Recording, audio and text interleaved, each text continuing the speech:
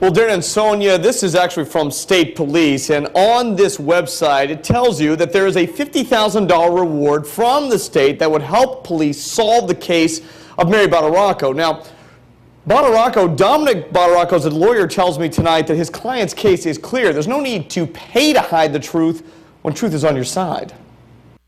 It was 1984 when Mary Badaracco disappeared. Her daughters have long thought her husband, Dominic Badaracco, was responsible for her assumed murder. It's like, what can I do to break this case or bring her home? Or, I mean, I'll go dig her up myself. Dominic appeared in a New Britain courtroom Wednesday, facing charges he offered $100,000 to Superior Court Judge Robert Brunetti, hoping to gain information about the grand jury investigation into Mary's death.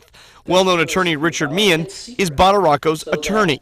There was absolutely no finding by the grand juror that there was any reason to charge Dominic Badaracco with anything having to do with the disappearance of Mary Badaracco. So it begs the question, why would he feel a need to interfere with the process? The arrest warrant details one conversation in 2010 between Badaracco and Judge Brunetti, in which Dominic allegedly says, quote, "I'm only going to say this one time. It's worth 100 G's.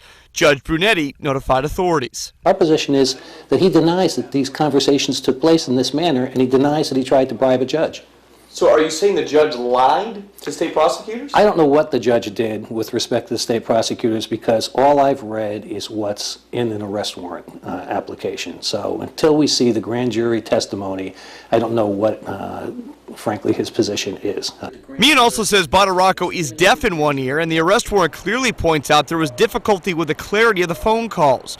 Mary has never been found. Meehan says his client has no idea where she is, but her daughters feel quite differently. Something bad happened in that house between her and her husband at the time, and they hit her. She was killed, and then he hit her, and then refuses to tell the truth.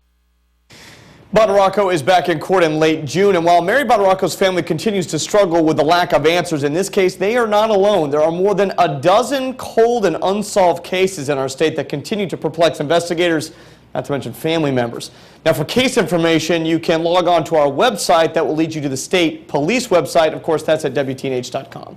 We'll have a News 8 Control. I'm Jamie Muro, News 8.